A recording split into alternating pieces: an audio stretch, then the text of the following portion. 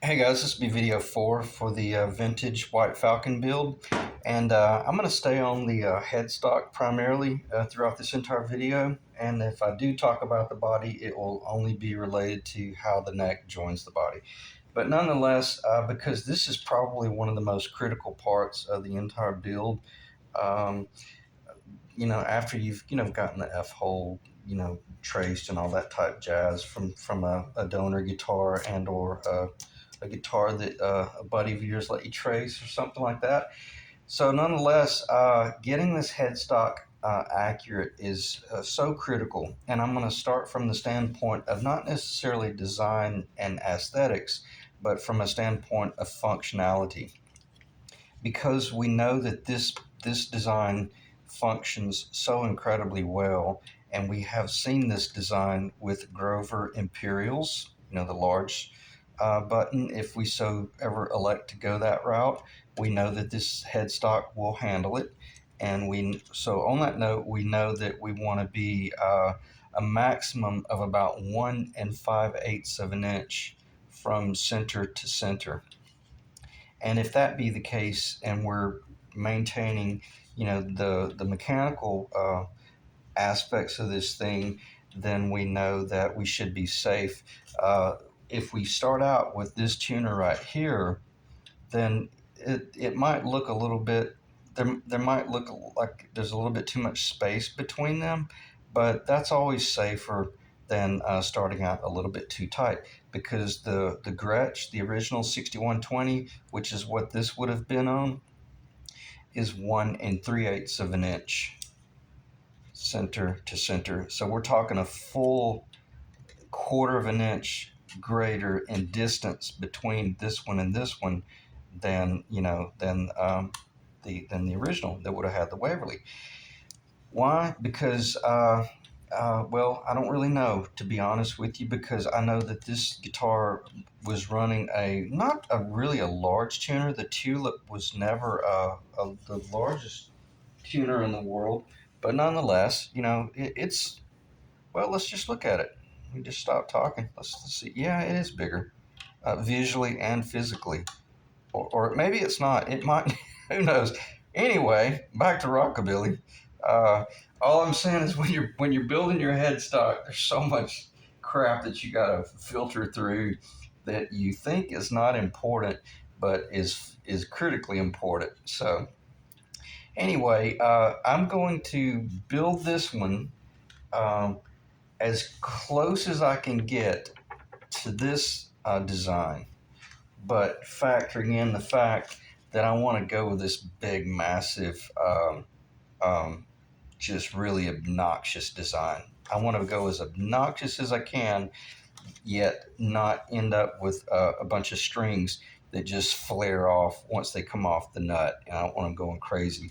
And I also want to see consistency as much as possible between the space between this string here and this string here. You certainly, a huge mistake would be for this string to actually encroach on that tuner uh, shaft and kiss it. That's a major problem. And then you don't want the distance between this string and that string to be gapingly different. Odds are they're not going to be identical, so doesn't really matter because they never were to begin with. So you've also studied your online photos, and you've really spent a lot of time doing what I call just studying your subject. You got to really study your subject, and then take like a mental note of what's going on with this company versus this company, and what defines each of them in their own uniqueness. Again, we're not copying them. We're just trying to complement them as much as we can, and we're taking advantage of the fact that they've engineered these locations based on functionality. I should hope first, and then they cut the design around it. So, on that note, as I always say, we can move forward with some sort of rough template. And I think this might be a little bit of overkill, but at a minimum, you can always hang it on your wall later on, or maybe turn it into a paddle for your kids and kind of keep them in line. But you can use this as a true visual aid as to how much variation you're going to be looking at between the Les Paul product and the White Falcon product. And how do you do that? Well, you just find the center line, and you make a center line mark on the back of your little template, and you put it on the center line there, flip it over, make certain that you're on the center line there, and then you come in here with a pen, and you just make some identification marks, and then you grab your calipers and you start assessing just how far off am I from this edge. Where I'm going with this is because if you were to drill that hole right there and mount this tuner in that location, well, then your tuner buttons, it's not even functional. The tuner button won't even reach out enough to function. So you got to start splitting some hairs here and determining, do I shave off material here, or do I move this thing out? Because this is where you got to start. You can't have the best of both worlds with this old vintage design. It was 1940s, 50s era engineering, and they weren't trying to run a Floyd Rose, or they were running the Bigsby, but I don't think they were putting as much thought into how do we maintain a real nice fluid action over that bridge. So you just got to start working your way to the finish line, as I always say. And then I haven't done that yet with this particular one, but I didn't want to do it on paper because it's so difficult to you'll do this stuff dimensionally on paper, and you'll think, oh yeah, that's going to be great, that's going to be fine, and everything's looking really good, and then you get it um, you start machining your actual job, and you realize, oh man, I'm nowhere near the original design. Now, where did I come up with this design right here? I just looking at pictures online, and I'm just guessing at the dimensions. But I did. The cool thing about having owned vintage Gretsch guitars, I'm very much. Let me see if I can do this without. I don't want to damage anything, but I also want to try to get in the video and show a really good. Show my reasoning here. Okay, let's start with the smallest one. Okay, and we know that's not going to work because here's the nut, and everything about it is just way too small. Okay, so that's a given that won't work. Might be kind of cool for some sort of hybrid. And let's compare this company to this one. Now we're getting in the ball game. We're getting our scale that's what's critical when you start getting in the same ballpark related to scale. This one is still bigger. So then you lay, and let me just see if I can do this, because this is pretty important that I get this captured just straight on for the viewing public. All right, I'm going to step back and look into the camera.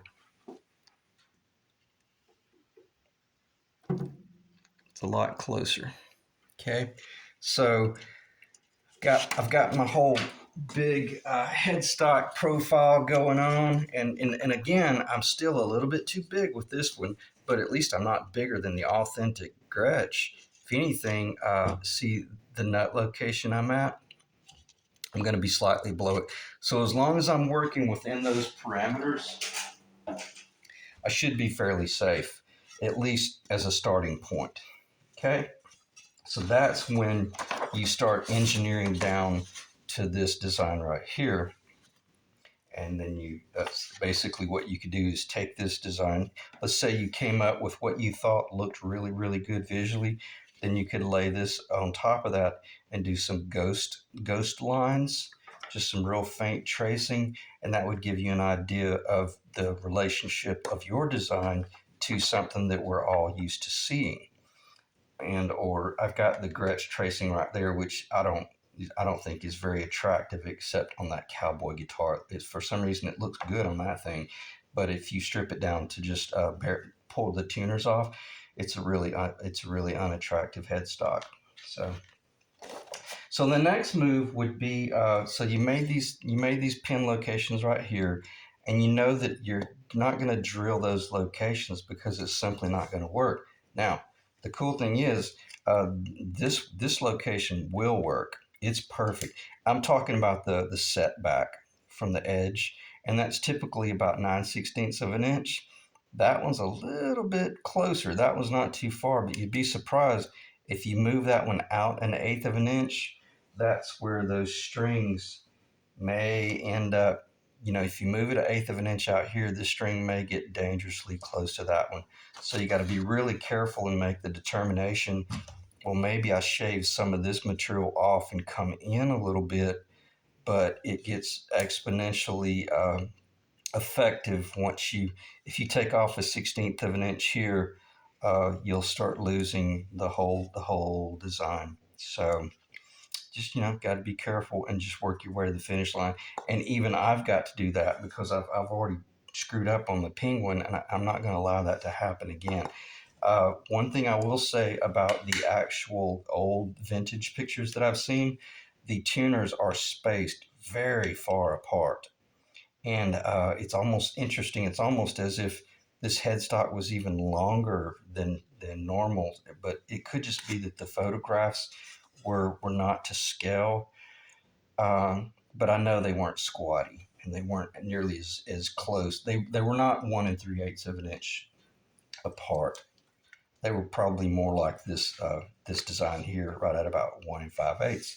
And it's funny when you're working on a project like this, and you put it up to your design, you see just how beautiful the actual Gibson design is. I mean, it's just positively stellar, so attractive. So, they definitely knocked it over the fence with that design. But we can use it enough to find these locations. I'm even talking about like the distance. See, this is the nut location right here. This represents the beginning of the fretboard. So I'm even talking about the critical importance of you know, coming off of the nut and going up to that first string, the first tuner on either side. Well, the both E's, either the low E or the high E, because that really determines. Uh, that really determines a lot of your tuning stability. And that's what I meant by this is one of my favorite designs. It's the wider design. And this string path right here stays very close to straight. It doesn't tip in or it doesn't flare out to the left too far. But unfortunately, on the Falcon design and the Penguin design, it's gonna have to go out a little bit, which is okay. It's not the end of the world, but it's just one of those critical things, those critical design elements that you got to really process through when you're working on your headstock design. And probably will spend, believe it or not, probably even one or two more videos talking about the neck and the headstock layout because it's just so critical. You got to get it right. All right, so let me check the time. We're at 13 minutes, give or take, and let me see what I might want to cover and how I would want to proceed forward, because I'm just going off the cuff here. One thing I did do, let's say I really wanted to work with this design right here, and I'm just going to be really stubborn, and I'm going to start out with this big wide profile. Well, if you're going to do that, go ahead and go all the way with it. Start out with a 1 3/4 inch nut, and then start out with a 22 fret design. This board was not long enough to do a full fretboard, so basically this would be the 16th. Let's see, 12, 13, 14. This would be the fretboard if that was a guitar. Okay, so that's the 16th fret location just by luck, sheer luck. It's not that I cut it that way, but start out with this 2 1/4.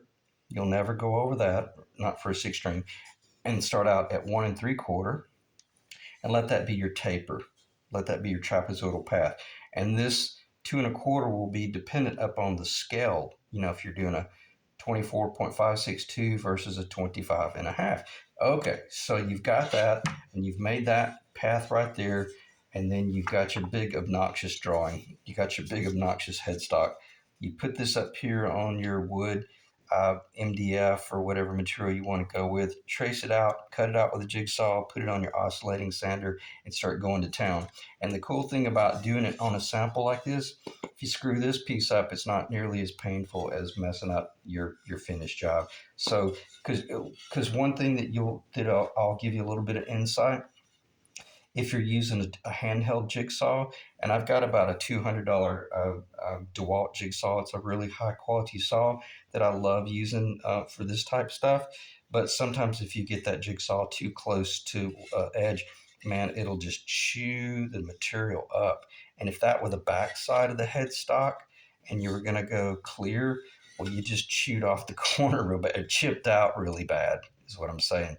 So it's better to kind of practice on a piece like this, because if you screw this up, it's no big deal. You just fill it with some epoxy and kind of work your way to the top. So have a practice piece.